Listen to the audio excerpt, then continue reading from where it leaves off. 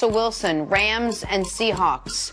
Chris Candy, did you know a Seahawk is an osprey? It's a kind of bird. I don't know. I did not know that. I know. I didn't think you did. I thought I would just let you know. Both teams looking to secure a spot in the NFC playoff picture.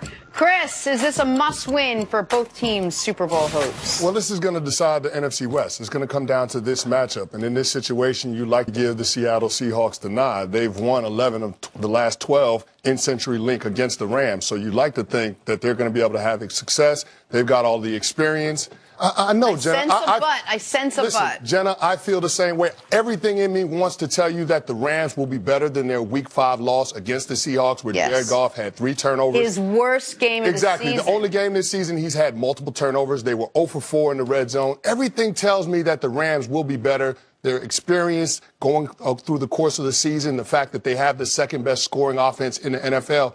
But I just don't see it in this ballgame. Division games end up being fourth quarter games, and nobody dominates the fourth quarter like the Seattle Seahawks. Plus 66-point differential in the fourth quarter. 125 points scored in the fourth quarter. Russell Wilson, 17 touchdowns to 1 interception in the fourth quarter this season. So when I look at this game, and I know they put a lot on Russell Wilson. He's accounted for 33 of their touchdowns. But in this type of game, I trust the experience of Russell Wilson and the Seattle Seahawks in this matchup. Experience counts for something. That playoff game speed that we talk about all the time, CC, this will be a playoff type of atmosphere, playoff intensity. I give the nod to the Seattle Seahawks. Yeah, I mean, if it was the Seahawks team that I knew, but I looked at their depth chart yesterday, I didn't know a bunch of them guys. I mean, so, yeah, they won 11 out of the last 12, yeah, with Cam Chancellor, Richard Sherman, all these guys. But, man, they got a bunch of guys that I did not know. And they can play some defense in good football without Richard Sherman. They might be able to play some defense without Richard Sherman and Cam Chancellor. But you can't play good defense Richard Sherman, Cam, KD Wright, and Bobby Wagner. And Michael Bennett. He's got a little knee thing. Yeah. I mean, I was going to get to him later on. But that right there, this is not the same Seattle team. And if Russell has one flaw, or there's one way to stop Russell, it's pressure through the middle. Nick, you were on it earlier talking about Aaron Donald going against this interior offensive line. I believe that is a huge mismatch for them. But to me, I believe this is a game-changing franchise potentially win for the Rams. Lost already to Seattle. This is a old, wounded Seattle team that has dominated you. You're trying to make your mark. This would get you to win number 10. Man, this is a huge win. I like the Rams in this game. Well, and here's the other thing that we've got to keep in mind, and Chris is right, with the Seattle injuries, it's not the same defense, but it's also a Seattle team that is coming off a head-scratching performance. And it's almost as if they thought, well, we're so good in the fourth quarter, it won't matter. And by the way, it almost didn't. They almost did it again. Like if they get a stop, there's a third and long. They would have had the ball down 6 for another potentially miraculous comeback. I mean, the Rams know that. The Rams know that Seattle can get got early, and then you got to hold on for dear life late. And the other thing that I like about the Rams in this game is almost everyone in the league is competing for on defense best in this stat outside of Jacksonville. The Rams have been the best in forcing turnovers outside of Jacksonville, the best in scoring off those turnovers outside of Jacksonville. Russell Wilson, you'd mentioned the 3-turnover game that Jared Goff had back in Week 5. Russell Wilson's coming off a 3-turnover game where it didn't really, a head-scratching game for him, where he just seemed to be throwing the ball up against Jacksonville. And Cece, you alluded to it. I did mention it earlier.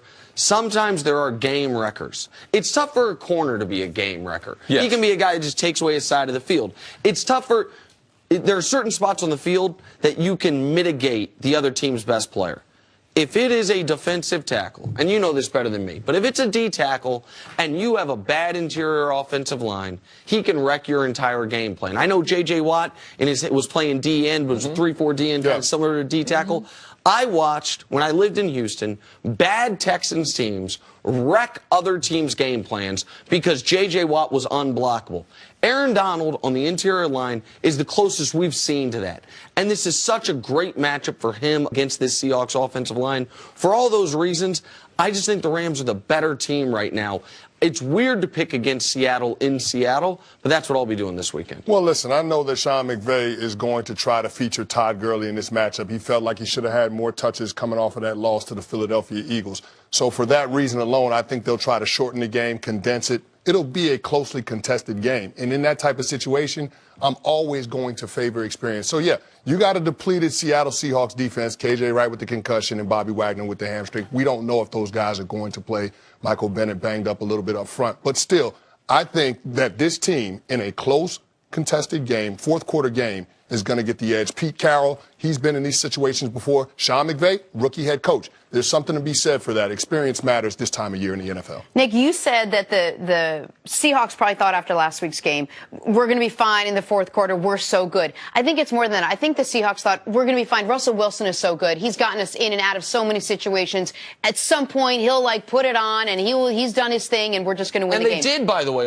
They almost did, but they didn't because we knew that that's not sustainable. That Russell Wilson going out week in and week out and single-handedly winning games, he cannot do it every single week. That's what happened, and that's what they ran into last week. And I worry what your thought is on that happening again this week. Well, now that they've seen, opposing teams have seen, hey, this is how you stop Russell Wilson. Well, keep in mind, that Jacksonville Jaguars defense is a different animal now. That's a different animal. Yeah, that's not the Los Angeles Rams defense. Even though Aaron Donald is probably the best interior defensive lineman in the game, that Jacksonville Jaguars defense is special. So I don't know that the Rams are capable of putting that kind of effort together against the Seattle Seahawks in CenturyLink Field. I just don't see that happening, especially for a young team that hasn't had a lot of success in a hostile environment. The 12th man will be out in full effect. I think that's going to play a role of some sort in this matchup because Seattle at home in December under Pete Carroll, they're a really good football team. They usually win those games. This is the first time in the history of Seattle's tenure with Pete Carroll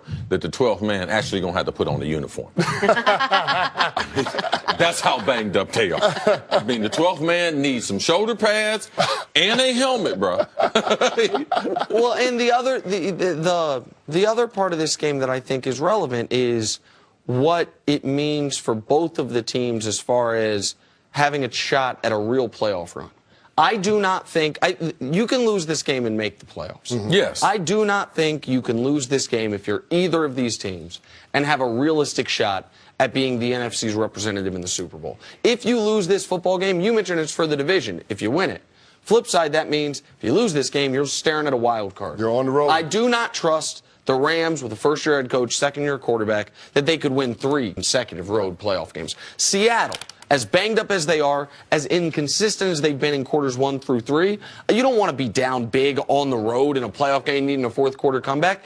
So for both of these teams, they know if we are ultimately going to do what Seattle thought at the beginning of the year, I mean, they were the second NFC favorites to go to the Super Bowl. The Rams early on, they were the story of the NFC before the Eagles took over as a team that could go to the Super Bowl. So that's all the games in December that involve potential playoff games are important.